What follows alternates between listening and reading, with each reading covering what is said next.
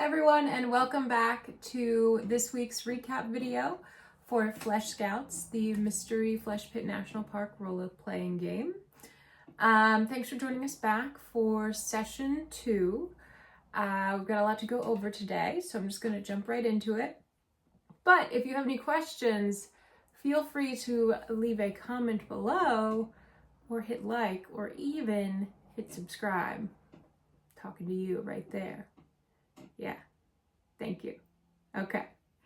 All right, so last session we ended where the kids kind of took their first step out into the flesh pit. They left the lower visitor center behind, and we took our first steps onto the fleshy earth, before heading onto raised metal platforms. That was going to be the beginning of our hike for the day. So we pick up right back there. I had all of the players roll for how they are adapting to the climate of the flesh pit now that they're out of a climate controlled area. It is incredibly hot and humid in the flesh pit, much more than it naturally really gets on Earth. So we had folks roll to see how they were holding up in the first 5 minutes, how they were adjusting. Spencer, Tiggy, and Gareth all failed that roll, so they were doing pretty rough. They were taking a long time. They were falling to the back of the group and were a little bit uncomfortable in those first few minutes, but eventually they started to really get into it, and it didn't affect them too long into the hike. About 10 minutes in, we kind of pulled off to the side as a group. Jesse, all the players, and the NPCs, Maria and Gregory, while we heard steps from behind us of another group coming up. And Jesse had already told us that this day we're going to be joined by the otherworldly inspiration, arts and music in the pit. They're going to join us for the day and the evening to do kind of a joint first night camp out together. We met the otherworldly inspiration group. Their counselors, they had 2 counselors because this is a larger group. Their counselors were Birdie, who ran the arts and crafts. She was the arts and crafts counselor for the camp prior to them doing the small group immersions, and Director Garland, who is the camp director. Who we had already interacted with a little bit because he was the one who had given people their assignments for what their small group immersion would be. So Birdie was described as a petite, redheaded girl with long hair that's always up in a bandana, a tie-dye bandana. She always has some kind of like colorful stain on her hand that usually changes up day in, day out. And we had already gotten the description of Garland. He's a large, bald man, but very kind of jovial. Has a lot of authority, but not in a scary way, in a way that this is a guy that is pretty cool and you don't want to disappoint him as a middle schooler in camp. And we also met some notable camper NPCs from this group. We met Paige and Isabella. Allie, the player, had brought her a family member with her who played the role of Paige. So we got a guest NPC player. And both Paige and Isabella are these kind of like edgy scene kids who are, a little bit removed from the group, a little bit moody compared to the other group, your typical outcast by choice motif in a group like that. We met Marcus, who is very intense and kind of says everything in like a half shouting way. He's got like spiky hair and is kind of always moving and active and all around. And we also met 2 girls that were in this group named Katie and Marissa. They had kind of been established as 2 of the really popular girls in the camp already, and they are best friends. So camp best friends. They weren't best friends outside of the the camp, but they've kind of convalesced together as two popular girls. So once we kind of took off walking as a large group, we established our place in line, kind of where where our characters would naturally want to hang out. Jessie, the counselor, our counselor for the history and mystery group, was in the back of the line, and she was kind of doing a lot of scanning while she was walking, looking for anything that might come up, looking for campers being left behind, any kind of behavior that might be putting campers in danger. And Garland and Birdie took the front, leading the group. And our campers from the History Mystery group kind of interspersed within all the other campers. Particularly, we had Riley and Spencer and Marcus were all in the front, going as quickly as they could. They continued to run ahead of Birdie and Director Garland, which they got reprimanded for. Marcus was just running ahead because he just wanted to move and jump off of things and do things. Spencer was running ahead because he was like running ahead and then turning around with his camcorder to record all of the people walking towards him, and then once they caught up, he'd run ahead again. And then Riley was just kind of hiking fast because she was excited to be in the pit and wanted to get to where they were going. So Birdie both reprimanded them and said that if they go ahead of the leaders, her and Garland again, they will be sent to the back of the line. So that kept Spencer and Riley in line. It did not keep Marcus in line when we got to an area that had some boulder-like lumps made in the flesh pit. He couldn't help himself and he ran ahead to jump on one and jump off to the other one and that kind of thing, like do a little bit of parkour. Birdie very firmly reprimanded him and sent him to the back of the line, as she said she would. And as Marcus passed to the back of the line, who's, kicking his feet and really upset, he told Spencer to come back with him. He had something he wanted to show Spencer. In the meantime, Riley did not run ahead and she stayed up front in the line. She ended up getting into a conversation with two other NPCs and Director Garland about favorite comic book characters. It turns out that Director Garland is very into comic books, and particularly his favorite comic book hero is Superman, because he says it's a classic and pioneered the way for all the other superheroes and comic books. Riley got into that conversation. Once Marcus and Spencer kind of end up in the middle / back of the line, Marcus opens his knapsack, his backpack, and shows Spencer that he has a dozen Roman candles inside of his backpack that he snuck in. He said he got them on one of the Gumption days, which there were 2 days in the previous part of camp, where the campers went out into the town. They were allowed kind of free reign of the town. Their parents should have sent them with a little bit of spending cash to get ice cream or something like that. And Marcus decided to use his money to go to the town's Walmart and purchase a dozen Roman candles. Spencer then had the very smart follow-up question of if Marcus had a lighter, which Marcus was very upset and realized that he didn't have a lighter and had to figure out a way to how he's going to light it. They both kind of deduced that if anyone had a lighter with them, it was probably Birdie, because she looks like she smokes. And Marcus said that he was going to try to lift find Birdie's lighter and lift it off of her so he can use his Roman candles if he needs to. Then the group that kind of stayed in the back was Gareth and Tiggy. They were walking kind of close to Jessie. Tiggy picked up that Jessie was scanning to look for possible threats, and she kind of mirrored her behavior to do the same.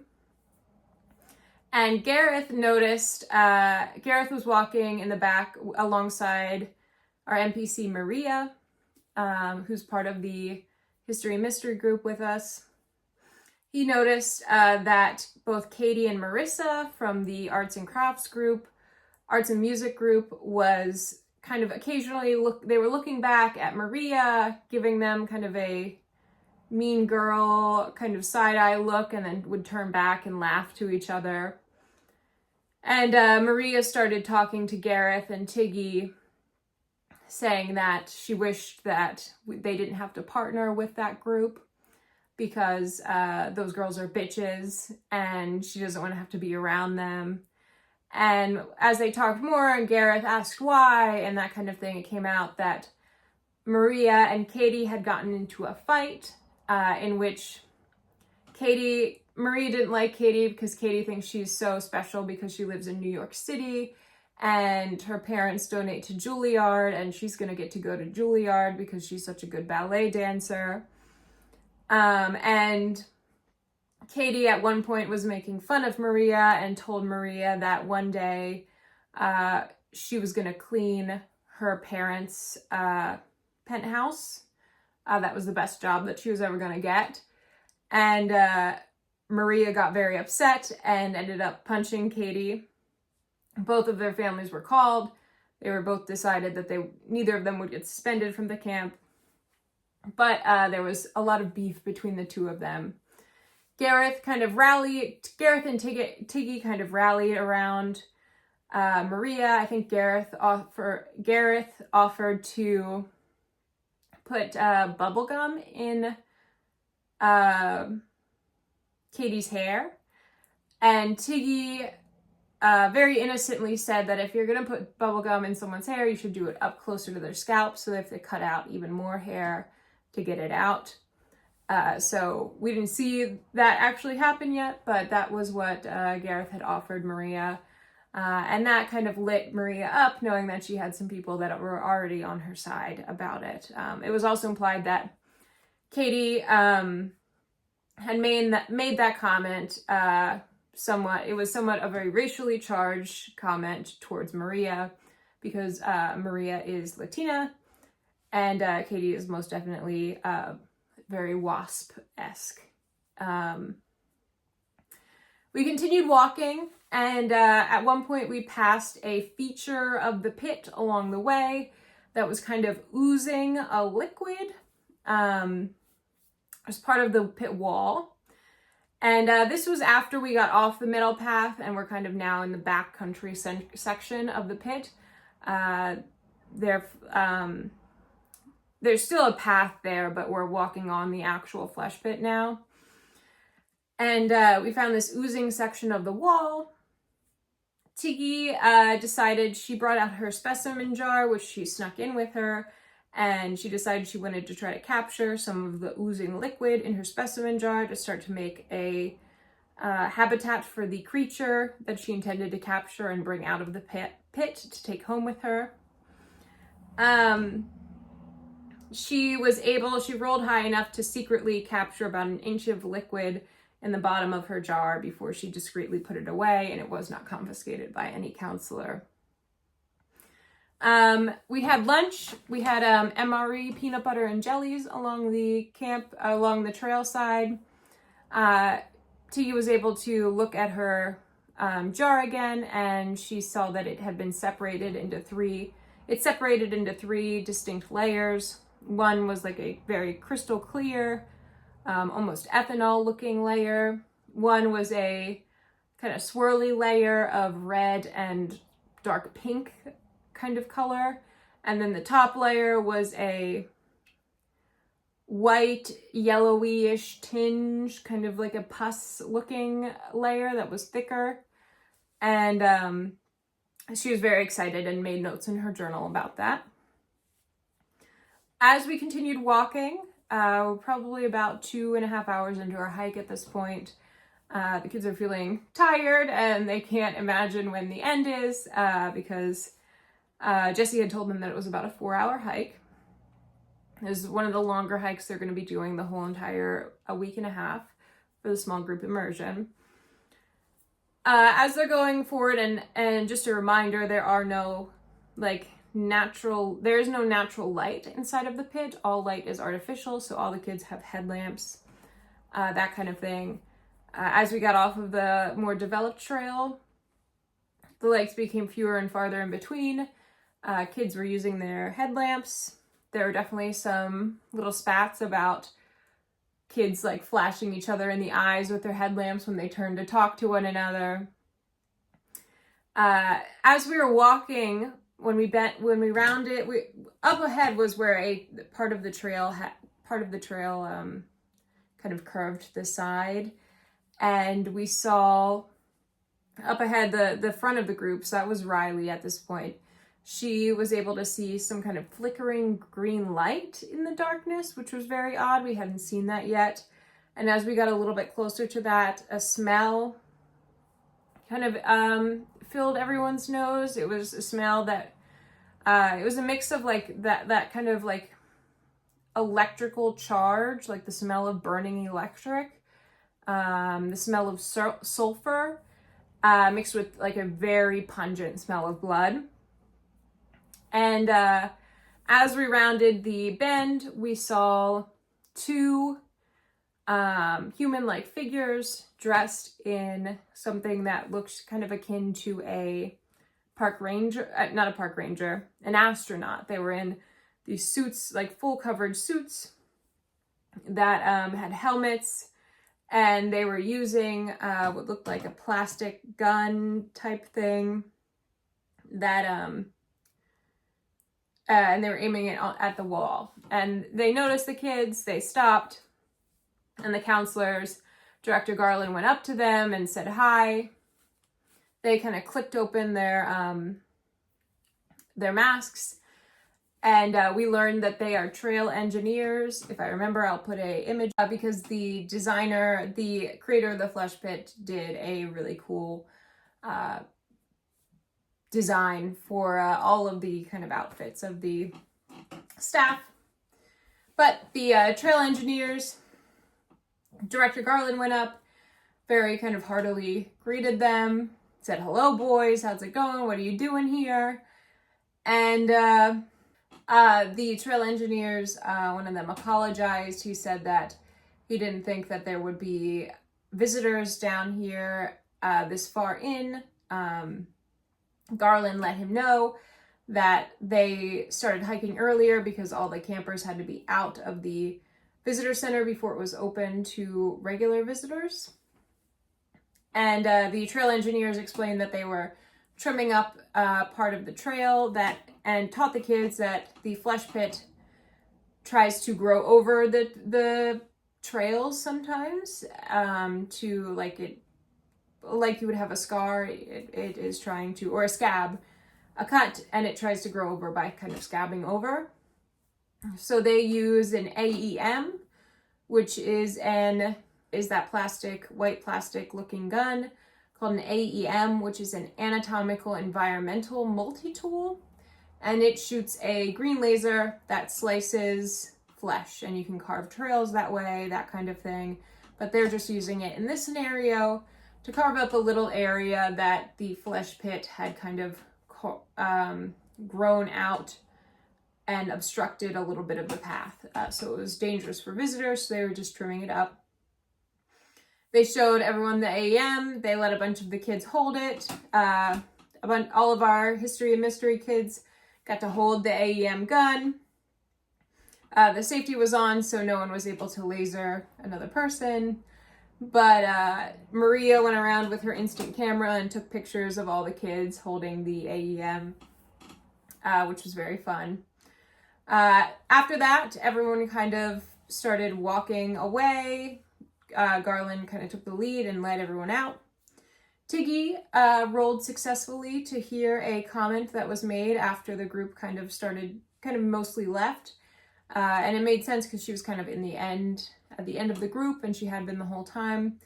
But she heard the comment from the other trail engineer who hadn't been as vocal as the one who was doing most of the talking.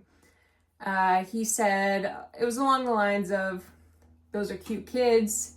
Anodyne should know better than to send kids down here during the summer exhalation season." And then Tiggy rolled brains to see if she knew what he meant by that, if she had been exposed to that language before.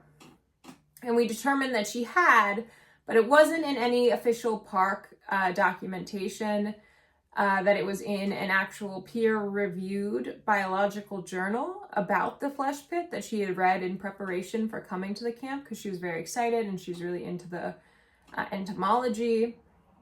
And she rolled very high to get this, but she remembered that she was reading a book where they talked about that, and it was specifically in relationship to this summer exhalation season and how it affects the behavior of the species inside of the flesh pit. And that in summer exhalation season, resources become more scarce. It is literally the period where the flesh pit is breathing out. So resources become more scarce, competition becomes higher for those resources, which makes the anatomical fauna much more active, much more bold, and you're more likely to get some kind of encounter during this time. This isn't something that the national park or Anodyne advertises because it is very bad for tourism. It is advertised in a way as it's a great time to come to the pit for a fauna sighting. You're much more likely to see rare fauna during this time because they are, they don't explain this, but they are hungry. So Tiggy rolled to know that, and that was a bit of, we got some groans from the table with that one. And then we finally got, after hiking for quite some bit, we finally got to our destination for the night, which was the Fondue Village, which is a very odd place. Gareth thought that there was actually going to be fondue there and was looking very, very much forward to it. He was incredibly disappointed when it was actually a feature, a kind of flesh feature within the pit. It looks like it's been described as looking like a mesa type dwelling structure, but basically it's a huge section of the cave that looks like almost like Swiss cheese with like canyons through it. It's a lighter pink than the rest of the pit is, and it's got all these pockets and divots and tunnels and canyons and crevices, and it's this kind of intricate huge feature inside of the pit. I'll put up an artist rendition. I found a really cool artist rendition of that here. So that's kind of what it looks like, but it's on a much larger scale. This is kind of like I would call this like a zoomed in version of it. And we decide that the counselors tell the campers that we're going to do kind of a circle around a central area where we're all going to gather for dinner. But the first thing we need to do is set up our tents. And the tents everyone get are interventorial dodecacon tents. So they're 12-sided tents. These are the standard tents that people use when backcountry camping and park rangers use when doing overnight expeditions into the pit. They take experienced people about 30 minutes to set up, and they take unexperienced people sometimes over an hour to set up. The campers are given an hour to set up their tents and learn how to set them up for the first time. Jessie, she tells the campers that it's going to be very difficult, and she knows it's difficult. She had to do it a bunch of times when she was doing her park ranger training, and she's gotten good at it now, but she promises that each time they do it, it will get easier. And she wants them to learn how to do it on their own with their buddies that they share a tent with. But if they do need help, let her know, and she will help them. But it's important that they learn how to do it on their own. So the girls group rolls very high, and they manage to set up their tent in closer to 45 minutes. They go through the instructions. They read it very carefully and go through probably painfully slow with the instructions, but that makes it better for them to be faster in actually setting up the tent. And the boys group, Gareth and Spencer did not do so well. They did exceptionally bad, actually. They got very frustrated, and it was taking them a very long time. They did end up getting Jessie's help with it. They didn't end up going to Jessie. And she did a really good job walking them through it. She told them that, she knew it was really difficult, and they did a good job already, but the best thing that they can do is take everything they've already done apart, and we'll start from the beginning, and we'll learn it together. So she didn't set up the tent for them, but she did really walk through and teach them how to set up the tent, and they will be, as they set up the tent again, that will have stuck with them, because she took her time and did a really good job teaching them. After that, some of the other worldly inspiration groups were still taking even more time to set up their tents. There were some fights that were happening, not physical, but kind of cat fight, verbal fights. There was a group, which Marcus was involved in, that kind of gave up, and, Birdie and Garland ended up putting the Marcus and his buddies group together, their tent together for him, because they both had kind of a bit of a temper tantrum about it. Jessie managed to set her tent up very close to 30 minutes in time. She got her set up significantly before Garland and Birdie did, where it was the campers then learned that both Jessie is a park ranger. Both Garland and Birdie are not park rangers. They are camp counselors and the camp director, but they're not full-time park ranger employees of the national park the way Jessie is. So she was more experienced in setting up the tent because she's had to do it on her own as a park ranger. After that, we did a little bit of shenanigans while we waited for the rest of the group to set up. Tiggy and Riley and a few other folks decided that they wanted to check in with what Jessie was doing, because she was kind of huddled in the center of the circle of tents working on what looked like a strange piece of technology.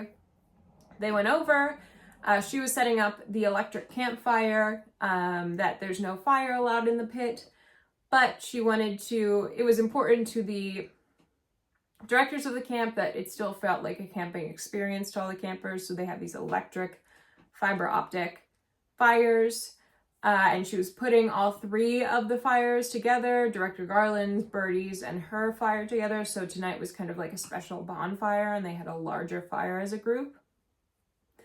And Jessie asked if Tiggy and Riley and the other folks would go around and make sure that everyone had the two important things that they needed to have in their tent turned on. So the tent also had some compact equipment that expanded as you set up the tent. That's the oxygen converter, which was a switch that needed to be flipped on, and the water extraction system. And Tiggy and Riley went in, they turned it on, Gareth was with them, and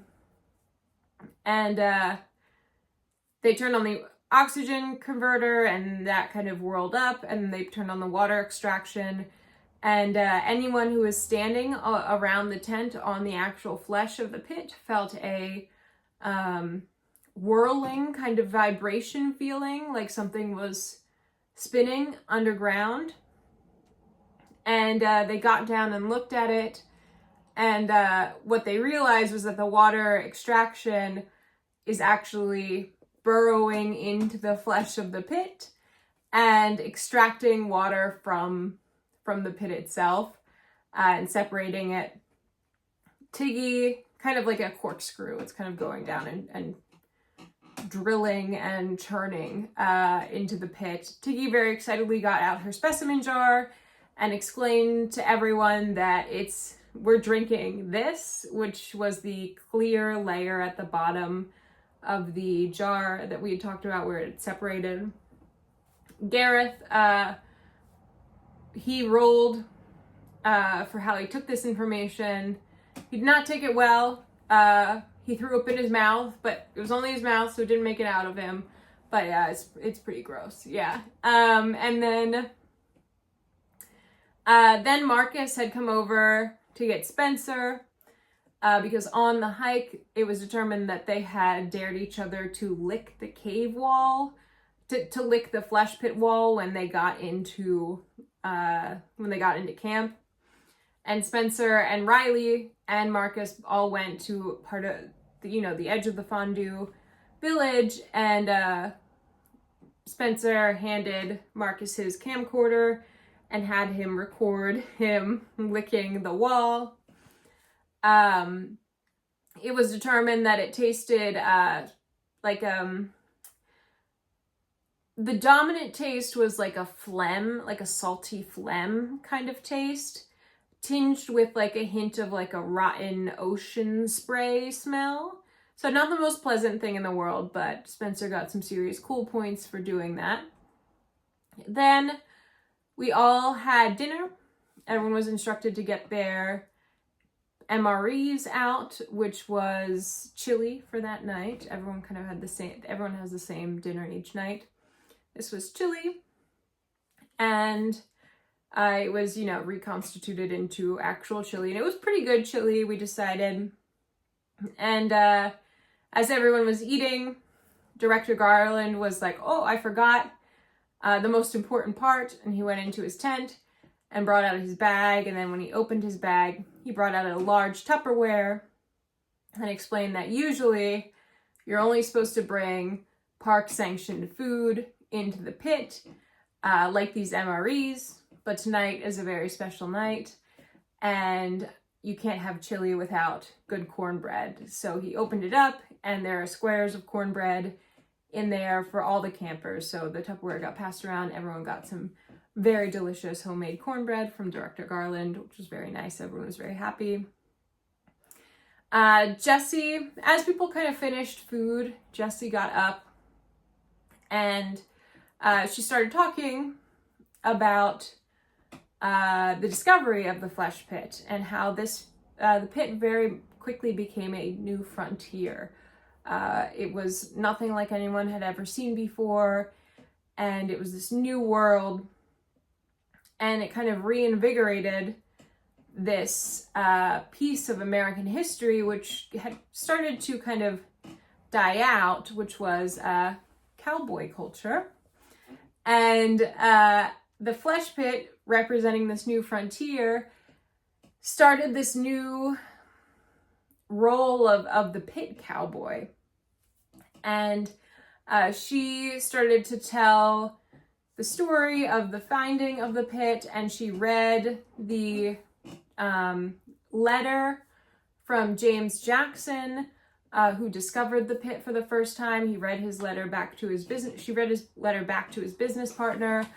And as she was talking and reading and telling the story, she really lit up. All of the campers could tell, like, this is really like her bread and butter. She's so she was really into it. Everyone felt drawn in, like the way a really good storyteller kind of draws you in and makes you feel like you're right there with them. And she kind of just lit up this whole campfire with this story and reading this document. She read it in a way that wasn't boring. She did like pauses and voice acting and all that kind of stuff. And all the kids started to feel like, yeah, maybe this history group isn't so bad. Maybe this is pretty cool, because the way she was doing it was just so enthralling. And then Garland introduced, after Jessie was done speaking, Garland introduced the idea of the lament as a song. And that a lament is a song that is talking about something that's troubling the songwriter. And sometimes they even sound happy, but in reality they're conveying some pretty terrible things that are happening, or something that's weighing on the writer. So he said that he was going to play a song that was created around the same time that the flesh pit was discovered by these pit cowboys, and it's kind of grown fame, and it's called The Pit's Lament. And he got out his guitar that he brought all the way down to the flesh pit and conceivably is going to be carrying for the next week and a half. And Birdie got out her harmonica and started playing this song called The Flesh Pit's Lament. And that's where we ended the Flesh Pit, the Flesh Scout session for this time around. Things are heating up. We're down in the pit. Thank you for watching, and I hope you're interested in following our campers as we trudge deeper and more dangerously into the flesh pit. Thank you very much. Have a great day.